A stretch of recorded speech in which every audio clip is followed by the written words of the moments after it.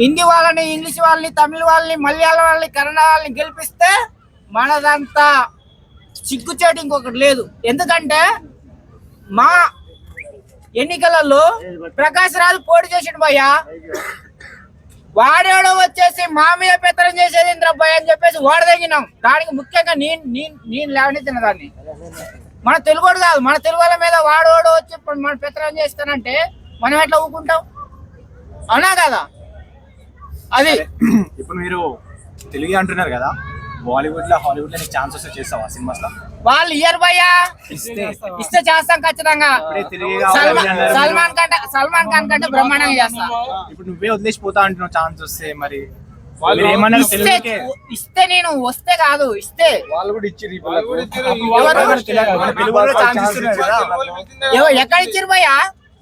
ఎక్కడ ఇచ్చారు? ఇన్ని సార్లు ఇన్ని సీజన్లు నడిచినాయి కదా. ఎవరు మన తెలుగు వాళ్ళు ఎక్కడ ఆడారు? తమిళది కాదుగా ఇది. మరి అందుకనే తెలుగు వాళ్ళకి కప్పు ఇవ్వాలి. ఏమంటున్నా నేను అదే కూడా అదే. మన వాళ్ళు నిద్రపోతున్నారు, మన ఆంధ్ర వాళ్ళు నిద్రపోకండి, మన తెలంగాణ వాళ్ళు నిద్రపోకండి, మన తెలుగు వాళ్ళు నిద్రపోకండి. మన తెలుగు వాళ్ళని గెలిపించుకోవాల్సిన బాధ్యత మనదే. ఎవడో వచ్చేసి మన మీద పెత్తనం చేస్తానంటే మనం ఊకోవద్దు. ఊకుంటే ఇక బ్రిటిష్ వాళ్ళు వచ్చి మన మీద పెత్తనం చేసిరు కదా, వాడు ఇక తర్వాత పాకిస్తాన్ వాడు కూడా వస్తాడు, ఆంచి చైనా వాడు వస్తాడు, ఈంచి అమెరికా వాడు వస్తాడు, ఆంచి రష్యా వాడు వస్తాడు, మనం గంగలు కలిపిపోతాడు. ఎవరి సంఖ్య నాకని ఓటర్లు కరెక్ట్ ఉంటే ఓడైనా ఎంత పెద్ద తోపైనా కానీ